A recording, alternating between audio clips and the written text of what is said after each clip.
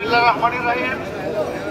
বাংলাদেশ জাতীয়তাবাদী আইনজীবী ফোরাম ঢাকা বার ইউনিট কর্তৃক আজকের এই প্রতিবাদ সভা সম্মানিত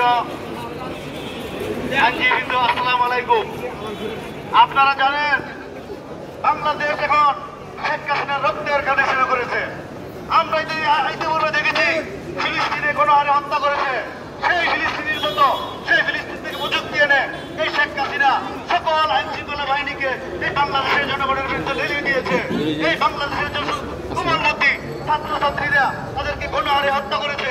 ইসরায়েল যেমন 4 বছরের বাচ্চাকে রেহাই দেয়নি, এই বাংলাদেশের শেখ হাসিনাও এই ছোট ছোট কোমলমতি শিক্ষার্থীদেরকে 4 বছরের বাচ্চাও রেহাই পায়নি। আমরা অবিলম্বে এই গণহত্যা বন্ধের দাবি করেছি এবং আমাদের যে ছোট ভাই বোনদেরকে গণহারে হত্যা করেছে আমরা আবেদন করি এবং এই সারা বিশ্বের মধ্যে জানাতে চাই এই স্বৈর শাসক যতই ক্ষমতা হোক তাকে বলতে করতে হবে।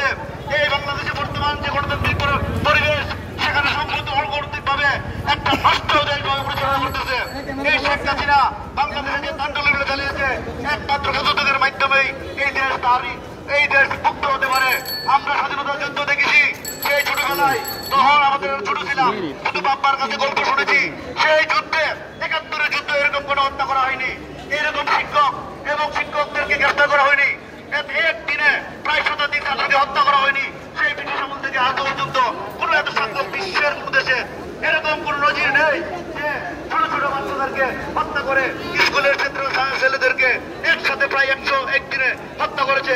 আমরা এই দুঃস্বরানি অবৈধ সরকার শেখ হাসিনাকে 4 জন মন্ত্রী নয়, শেখ হাসিনাকে পদত্যাগের মাধ্যমে এই দেশে গণতে আমি আমার রক্ত শেষ করছি। আসসালামু আলাইকুম।